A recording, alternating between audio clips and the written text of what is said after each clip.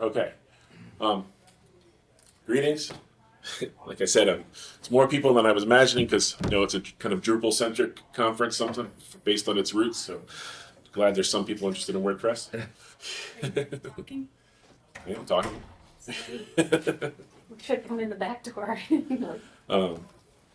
So, a quick introduction on who I am. I hope that's readable.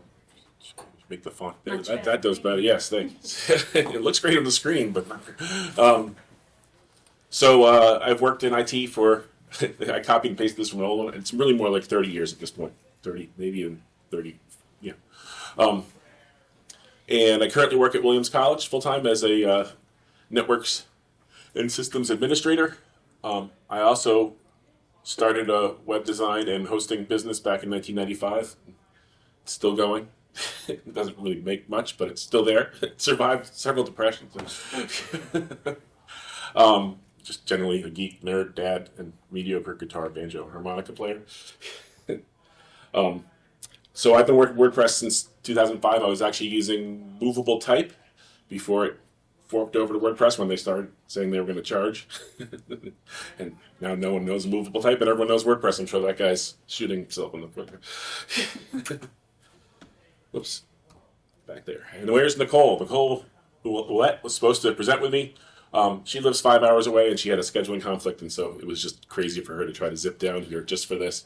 So I told her I'd cover it. I mentioned she has a lot more hands-on recent, like dealing with customers and front end and SEO and all the stuff. We're a good duo in that I'm more behind the scenes, get everything up and running, run the server, do the behind the scenes, the back of house stuff, and she's more of the front house stuff. So here. So you're stuck with me, the more introverted and fearful public speaking part of the duo. Go, Matt, go. So you got the lesser half here, but I'll do my best. I did adjust, I think that's my next slide. I did adjust the presentation somewhat to be focused more on stuff that I'm more strong in. So I'm not going to talk about SEO because normally if I ever have a website, someone needs a website that focuses on that, I push that off to Nicole and let her deal with it because I have the general idea, but I wouldn't claim to be an expert. And this is not a sales pitch for WordPress, nor is it an introduction. I'm kind of assuming if you're someone who's familiar with it. If you've never used WordPress before, I'm happy to pivot and I can do an intro to WordPress if that's what people want, but I'm assuming we're all familiar with it. And so I added all these things where it would pull up each bullet, but now it tends to be, there we go, okay. I just want to say that I'm not a person that will forever hold my peace, even though I think it's going to be perfect just the way it is, Matt. Like I said, this is intended to be comprehensive of like everything. Here's everything to do in WordPress. I'm just going to focus on some areas that I know well, and we'll be happy to expand if there's questions, and also feel free to interrupt me as we go with questions. We don't have to save them all to the end. It's maybe a bit security heavy. Did I mention I'm a system administrator? So I've seen what's happening to your WordPress site right now as far as people trying to attack it. So, and I had a slide deck from a WordCamp in the past where I pulled some slides from. So it may be a bit heavy on that end of things. If people would prefer to just skip over that, or if it's redundant, let me know. But figure I'd speak to that.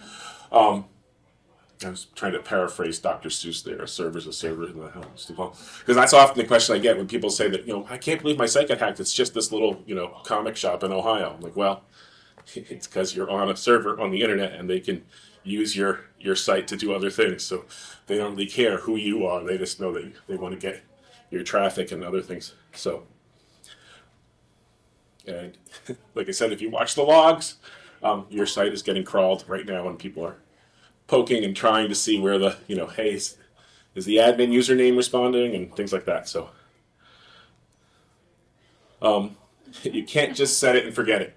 And this goes for Drupal, Joomla, and other things too.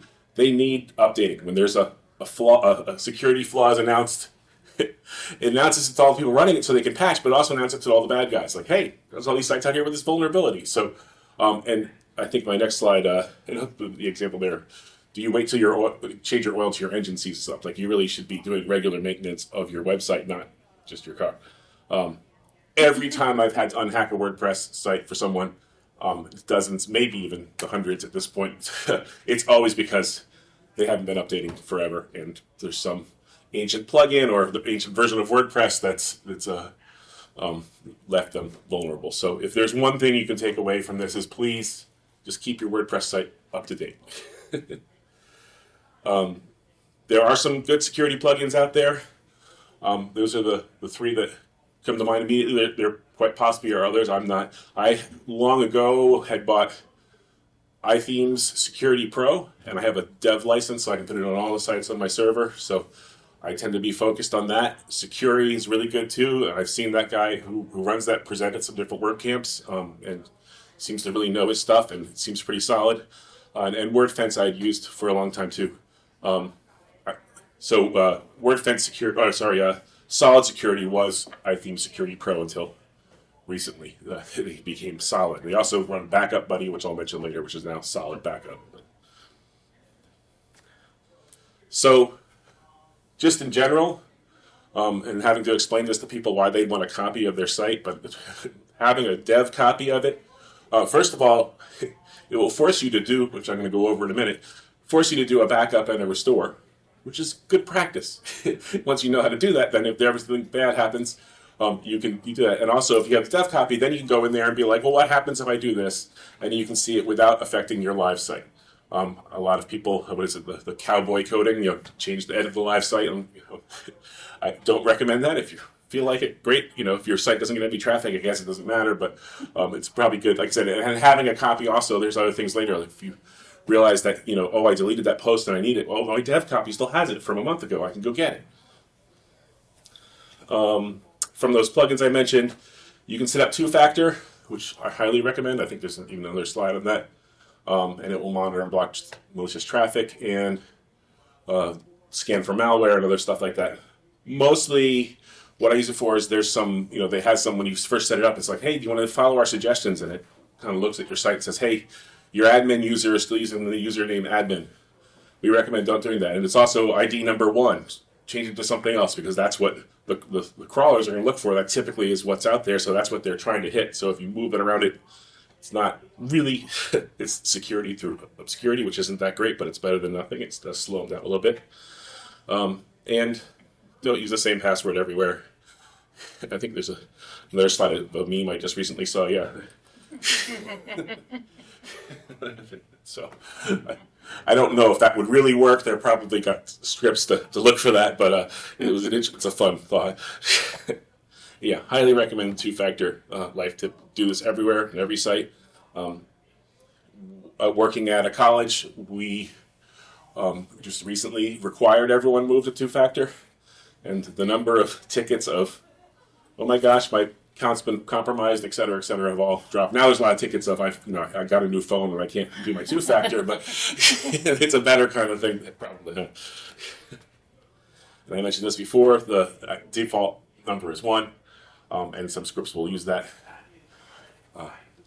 Anyways, you get the idea. A little too heavy on the security end maybe here, but I had this nice slide deck from before I had to use it.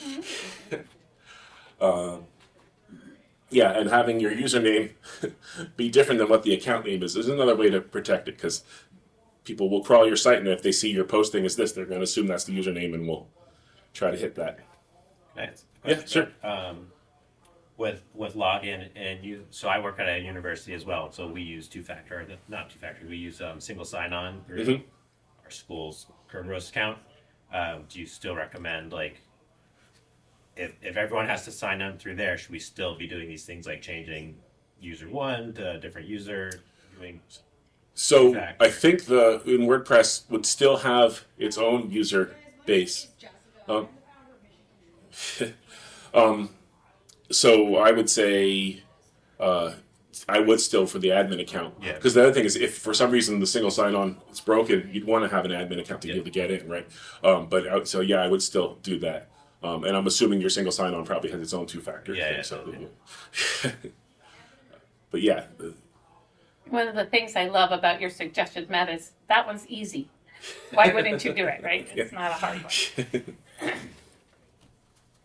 All right, so another thing, again, system administrator. I happen to be in charge of all the backups for Williams College right now, or at least all their servers. So this is kind of front of my head. But having a good backup and having it off-site, don't just back up to your directory and say, yeah, I have backups. Have it copied somewhere else. Just assume, what's the worst case scenario? Someone hacks my site, or the web host I'm using goes under, or gets sold, or deletes everything. Who knows? So ideally, there shouldn't be anything unique on your website. It all should be a copy that you can restore from somewhere else. Don't trust your web host. If they say, oh, we do off-site backups, great, good for them. I run a web hosting business. I do that. I'd still recommend people keep their own copy because, as a former coworker of Cheryl's, and I says, if I get hit by a lottery ticket, I'm not going to care about my server anymore. And things happen. So don't assume, even if you're at some big web host, it's best to just keep your own copy. At least make you feel better that you have it on that local copy there, or a cloud storage somewhere else, somewhere off. I tend to do weekly fulls and a nightly database dump. If you've got a really busy, important website, you might want to do more than that. But typically, the weekly fulls will be all the files, all the images, and all the code. That usually doesn't change that much. Someone might upload a couple of pictures, but the nightly would have all the comments and any content people changed.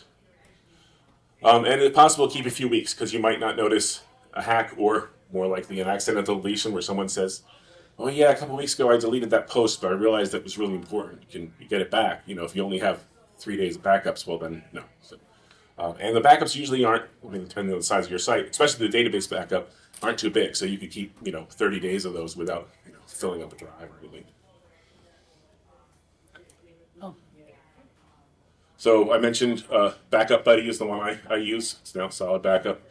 Draft Plus, I've seen a lot of people use that. I got a little geeky here. You could also do it manually. It's everything's in MySQL. So if you know the commands, or if you ask ChatGPT, how do I dump my database, it will give you the right commands to do. And there's this really cool tool called rclone, which will let you copy stuff to the cloud. I think Cheryl taught her about that years ago. So that makes it really easy to copy to your Google Drive. You can have a script that would just do that. And Updraft Plus also just sends it to my Google Drive too. Okay, yeah, and I bet Backup, Solid Backup has that built in also. So, my predecessor at Williams College had this quote. So I've been using, no one cares about backups; they only care about restores.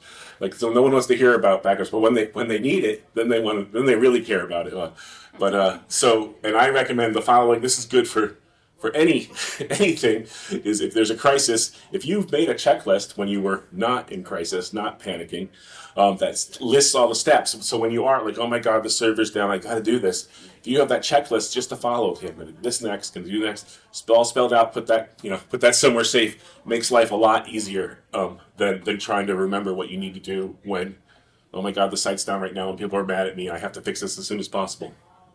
Having been there a number of times, checklists, good thing. Okay, child themes. It's another thing I try to explain to people. Like, I have a theme. Can we just edit it? I'm like, okay, but when the new version of that comes out, it's going to overwrite your edits. So I don't recommend that. So having a child theme is basically you just have this other theme that just points to the parent theme and says, hey, take everything from there, but we're going to have our own functions file, and then you can do all the customizations in there. And that way, when the parent theme updates, all your customizations are separate. It's a little weird to think about. It took me a while to wrap my head around it myself, but it's really a very helpful thing to have. And so if you're currently just running on an existing one, you can put, if all you're doing is CSS changes, and you're doing that from within WordPress using the customized thing, then you're probably fine because that's separate. But if you're ever editing any files in the theme, I highly recommend doing that in the child theme and not trying to remember, okay, every time I need to update, I need to go put these following edits in the file again. I'm not an expert about SEO. I wouldn't claim to be. I know I've seen these on lots of sites, and they make it really easy. You put the command in, and then when you open a post, it says, hey, what do you want your summary to be? What keywords go here, et cetera, et cetera. how good they are and how much they help and everything, I don't have much hands-on experience with that myself.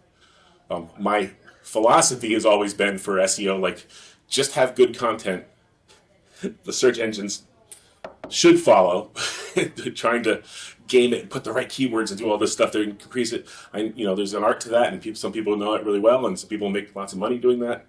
I'm, again, more the behind-the-scenes person there. So these are just some things that SEO plugins. If there's Nicole's email address, if we have any questions, she'd be a good person to ask about that. And I know she feels bad about missing this, so I'm sure she'd be happy to respond. Performance optimization. You can do things like caching, image optimization. Like there's a plugin called Smush, which will just analyze all your images and will automatically compress them to the sizes that you're displaying. And so a lot of times I've seen that where people upload a picture and they're like, "Why is my site so slow?" It's, well, okay, because it's a 4K picture. It's this huge file, and you're only showing it this big. So, but the server's still sending the full thing. And Cloudflare is a content delivery network. They're out there in the cloud, but they if you pipe everything through there, they'll do the caching there, so they'll handle a lot of your traffic and a lot of security stuff too. They'll be looking for any malicious traffic coming through, and we'll just block that before it even gets to your server. There is a free level of Cloudflare, which is pretty good, and it's really not that expensive. So when I mentioned there's also that tool, toolspingdom.com will let you analyze your site, and it will show you how long each part of it, like how much the images, how much the PHP, all these other things, how long they all take. So it's a great way to take a peek under the hood and see why is it taking 6 seconds for this page to load. Wouldn't claim to be an expert in accessibility, but there are plugins that will ostensibly do a lot of stuff for you. So that's why I just wanted to mention it here. It's probably I went to the workshop here yesterday about different accessibility things. Certainly something to keep in mind. I was even trying to turn on the closed captions for this, but apparently I have some other, when I do the key commands, it says some other window pops up, so didn't get to do it today, but I'm trying to be more conscious about that. Comment moderation. I hate comments. It's usually tons of garbage, tons of spam. If you need to do it, Akismet will do a pretty good job of filtering them all out, though. It's meant more to block the bots, and at this point, there are actually people out there who are manually posting the comments in there, so they can get around the captchas and all that stuff. So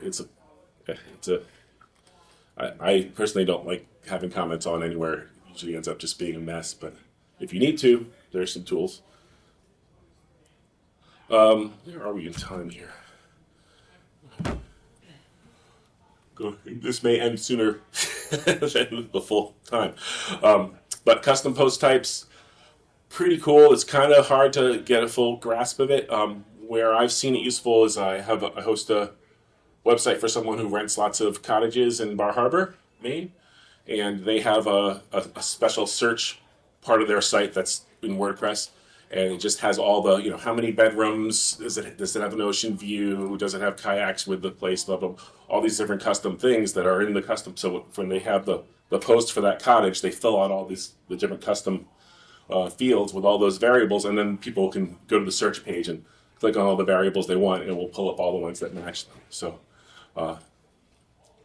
it gets really down in the weeds into WordPress, but it's really makes it very powerful on what you can do if you need to really customize something without having to write like custom code to do it. Like it's a way to do it from within WordPress, and it's actually something that users can update once it's set up. The Bar Harbor cottage rental people are not techno savvy, but they can understand. Okay, I'm going to open up the seaside cottage, and I can change how many bedrooms it has, or I can change if it has kayaks or not, or whatever. So.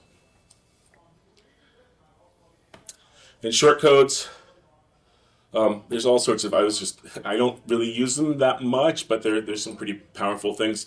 A lot of what I usually see it for is people trying to embed something external to a YouTube video or whatever. There's just shortcodes that make that a little easier than having to put the whole embed code in there. There's ways to do it with this stuff within the WordPress site too, so you could have, a widget would show up in a part of your page and things. It's a pretty cool thing, but it's one of those I would look for. Go to the website and look for examples of it to really get a grasp on it. I could try to go over it more here, but it's a neat thing to look into. And again, like the custom post types, it adds a lot of expandability and diversity to what WordPress can do. Forms. Gravity Forms is like the solid security and stuff. That's another one where I have a dev license for it. I've been using it for years. The other ones do the same idea. Contact Form 7, I just saw someone's site blow up with that. I think it's because it was actually the Bar Harbor Cottage thing. They're using PHP 7 still, and apparently their search thing requires that the Contact Forms wants PHP 8, like most things do. So it blew up. So I just moved them to Gravity Forms, actually. But one thing I like about Gravity Forms over Contact Form 7 is Gravity Forms saves all the entries in the database. So when they say, oh my God, we didn't get an email and we know someone submitted, when they were using Gravity Forms before, it was like, well, when they were using Contact Form 7, it was like, well, too bad. it didn't save it. I guess you can pay for an extra thing for Contact Forms, so Gravity Forms just had it, so I can, and also I've been doing that with registration for different things. You can, in Gravity Forms, you can dump all the form things into a CSV file, pull it into Google Sheets. Makes it pretty handy. Forms get pretty. You can do a lot of fancy stuff, like we mentioned with payment integration. You can have, if they want to pay by check, they click that, then it pulls up, okay, mail the check here, and make sure it's made out to this. If they, for like a donation form, or if they're going to pay with a credit card, then it pulls up the credit card thing only when they click that. It's not, it pops up the appropriate stuff. So there's lots of flexibility there. And then I think, Gravity View is another. It's a commercial plugin, as is Gravity Forms. But that I've used for a number of different things where you can actually take the form entries and then make a page based on them. What I usually have used it for is some kind of a directory. I mentioned there was the local elementary school. I used to do a camp fair where all these different camps would come in. The kids could go around and talk to different people, and we had a whole registration thing for that. And then I set up a website with searchable, so they could go, okay, I want to do sports camps in August, and it would pull up all the listings that match that. So it makes things a lot more useful from the Gravity Forms, just taking the form and having you have to manually do stuff that actually can do it dynamically. I imagine a chamber of commerce would really benefit from that, or a directory for members of an organization. But because people also own their entry and can go back and edit it in Gravity Forms, so someone could update their bio for the alumni database or whatever. It's one of my favorites. It's one of those tools where I keep looking, like, got to find a website that can use that because it's so cool. I've got one for you. WooCommerce, wouldn't claim to be an expert. I've helped several people set it up, but it does all the e-commerce stuff you can imagine, and then some. There's lots of paid add-ons you can do to expand it and do different things. It does seem pretty easy to use based on, again, non-technical people are running whole websites selling their online store through it. It's pretty powerful, but I like all things that have that power and capabilities that can get complex depending on what you're trying to do. But it's good to know that it's out there. Multilingual websites, I had a couple of people with websites in Spain where they wanted everything automatically translate. You click a little flag at the top and it automatically changes everything. Some of them will try to do it automatically. I know others will let you manually. They had, one place had a nonprofit had a volunteer who was bilingual who went through and manually translated everything. So you can have, basically there's two posts. There's like the English post and the Spanish post, and they could paste that, someone could edit the other one to be grammatically correct in the other language.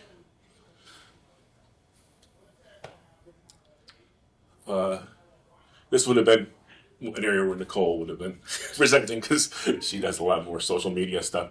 I know Jetpack can do this. I know there's a dozen other things that can do it. Mostly what I've used this kind of thing for, besides just having the nice Facebook and X icons on the bottom of pages, is for sites that, like a restaurant that I help in Williamstown, they never want to go through and actually update stuff on their website, but they do post to Instagram and Facebook. So I have their Instagram automatically being pulled in and embedded into their site. And the same thing with Facebook, and maybe someone can click like on their site and actually will like it through Facebook and stuff. That helped. So now they can feel like they're updating their website without having to get into the icky WordPress area of things. This is another one of those really cool tools that I haven't found that many uses for. But again, for people who are technocentric, if I can tell them, like, here's this secret email address, and you can set it up to only accept mail from a certain address, so it's not like anyone could spam it. And it will automatically add a post. So I was trying to get the restaurant to do, like, well, hey, when you post Instagram, if you just email that picture to this address, and it will post it to your site. They're busy cooking, so that's good. But it will do that kind of thing, and it's pretty powerful. And it's a neat tool to automatically do stuff. For a while, I was mentioning the elementary school PTO. They'd send out like a newsletter every week, and I was having that automatically posted to the site. So that was an easy way to do that without having to tell them how to get into WordPress and post it there themselves. RSS aggregators. You got to be careful. You can pull in data from other sites. You got to be careful about this because Google, I believe, is now penalizing sites that have content that is from somewhere else. So you want to be careful. But if it's your own site, if you're pulling an RSS feed from another, a sister site to yours, where you want to have any posts there show up on yours and vice versa, that would be a good way to do that. Probably a lot of other neat ideas. I did at one point, speaking of Bar Harbor, I had registered, I think I still have it, barharbor.info, and I was trying to find all these different news sites that did stuff about Bar Harbor and just pull all that content in there, make it be a landing page. It never, I think because Google said all this content doesn't belong to you, and they never really did anything, but it was a neat idea. It did work, it just, no one's hitting that. And there's all these third-party IFTT, as if this then that, is another trying to explain it. There's all these different conditions, so you can have, like, if there's a post on my Facebook page, I'll automatically post this to my site, or vice versa.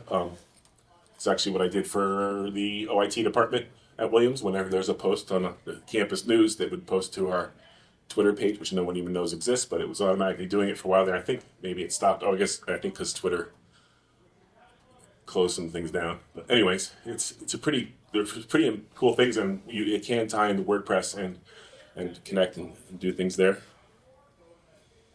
Yeah, that's the main content there.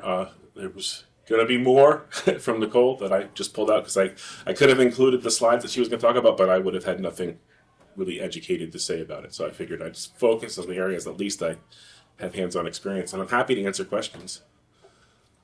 Yeah. I have two questions.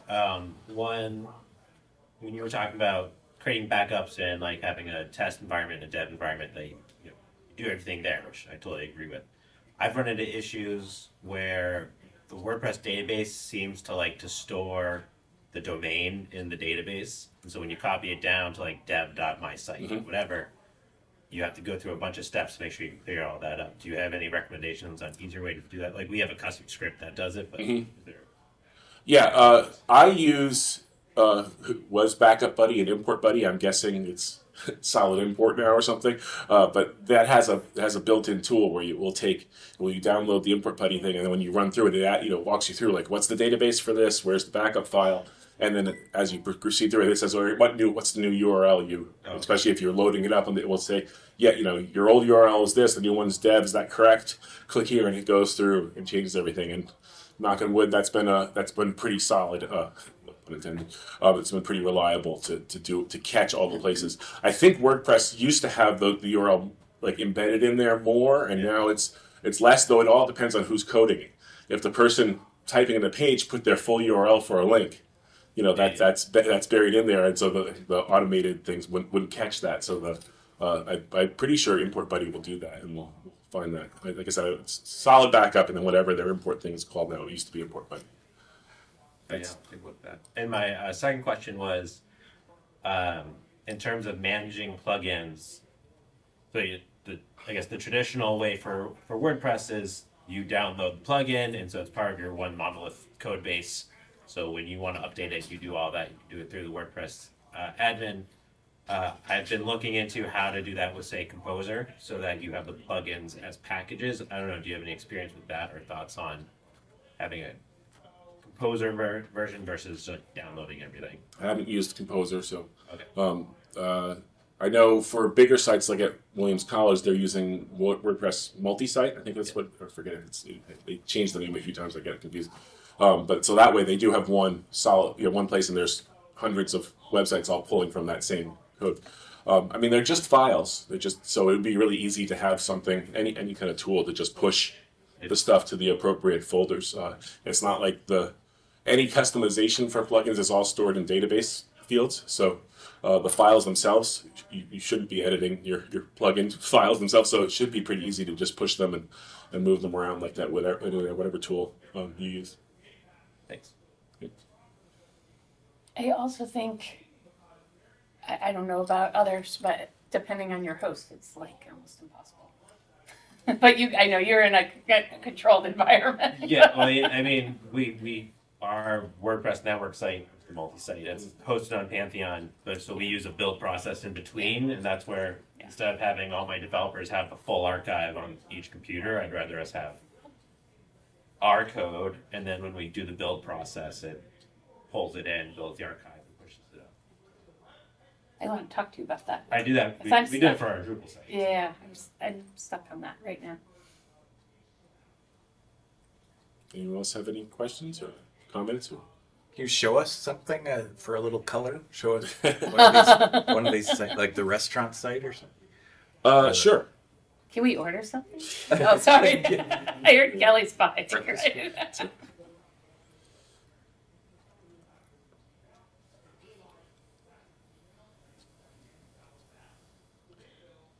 So this is I'm on the board of the nonprofit that bought this old building and got it back up and running again. And so you can see here's the most recent Facebook page, Facebook update, which is now kind of out of date. You haven't been obviously using Facebook too much. And then down below here, that's their pulling in their most recent Instagram posts. And there's the follow on Instagram right there. So it's right. So that used to give some illusion of up to date website ish. This. And Very nice that it's not quite lunchtime yet. It looks delicious. and then they'll show a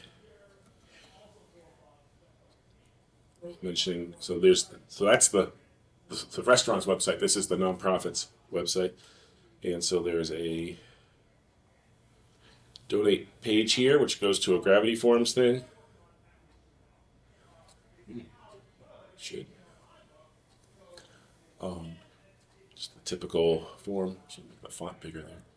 But when I go down here and say credit card, there's the credit card thing that's conditional, so it pops up. Or if I say I want to do a bank wire transfer, then it gives all the instructions on that.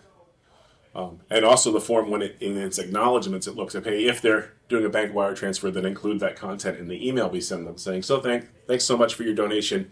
You said you want to do a bank wire transfer. Here's the information. So it's really pretty slick. It works really well, and we've been doing so. WooCommerce would be for a full e-commerce thing, but if you were just doing a nonprofit where you do a donate page, or even a small business where you're only selling a couple items. The Gravity Forms thing with a payment integration through Stripe, which is really easy to set up, works really well. I can show the. So this is the Bar Harbor Cottages, folks. So their main site, they learned how to do it in Dreamweaver, 20 years ago, and they're still doing that. They're like, well, when I sell it, someone else can update it, but I'm doing that. But they did. Is all that text in that image? Yes, I think it is. I've tried to explain, and I think they have tons of money too, but they're just not into doing it. But the search or inquiry form, that actually goes over to the WordPress thing, and so this is now a Gravity form. So this just sends them an email. But let's see if I go to the search thing. Yeah, just the plain search page. This is with the custom fields I was talking about, where bedrooms, capacity, air conditioning, pets, price, so that people can customize all those things and click search, and it looks at all those custom fields and matches them up and shows the appropriate thing. So it was, they conceded that their HTML only site needed something, so they built a separate sub WordPress site that just does the inquiry form and just the search, but it works. It's almost like they've got like this rickety, cart as the main site, and then they've got this, fancy engine behind it to do just a couple of things. But no, stick to the cart. But on the other hand, it works for them. Who am I to say? They're probably making way more money than I do. So It's in Acadia, right? yeah. People are going to rent cottages. And they've got like at this point, I think when anyone wants to rent a cottage, they're like, oh, you should contact them. They're already renting everything else. Oh yeah, I'll do that. Those are the ones that come to mind as good example sites. I don't know if there's other questions or. I'm trying to think if I have any ones using Gravity View right now where I could show that, but I don't think so. Just to set the context, this is all for self-hosting, right? Like it's like a whole different dimension if you're using WordPress. .com kind of? Yeah, right. Well, WordPress.com lets you. They have a smaller set of plugins that they've pre-approved. Right. I think the bigger ones like Gravity Forms and stuff. I would think that those they would have been buddy with Automatic and would have gotten on that approved list. I haven't really done that. Yeah, I mean I've been running my own web host for a while. Right. But I'm I know like on Pantheon, I'm sure you can. Again, if it's not a plugin they've already approved, they probably want some vetting procedure to make sure the code meets their standards and stuff. But not, but the custom post types is pretty, that's just letting you customize stuff in there. It itself isn't doing anything. It's new database tables for the the custom post types you're creating. But I wouldn't think it would trigger any alarms at a managed hosting place. For another security thing, something we use, it's a separate service. It's called Pentest Tools. I think it's pentest-tools.com. And they have I think they have a free plan. They have a lot of different scanners. One's a WordPress scanner. So you can get set up and you have it point to your site. And then like every week they'll scan your site and be like, here are the vulnerabilities for OWASP or these plugins are out of date. So, Is that free? I think we have a paid version, but I believe there is a free plan. Cool. Nice.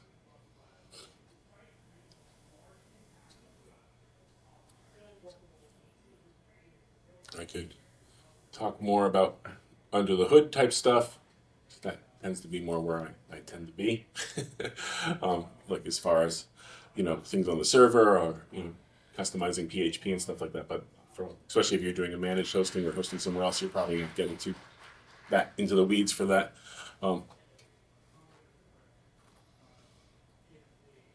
So I guess that's it. Okay. I guess I have a question. When you're evaluating plugins to decide whether or not you're going to install them, are there any tips and tricks you use to evaluate which ones will be secure or which ones will that you trust?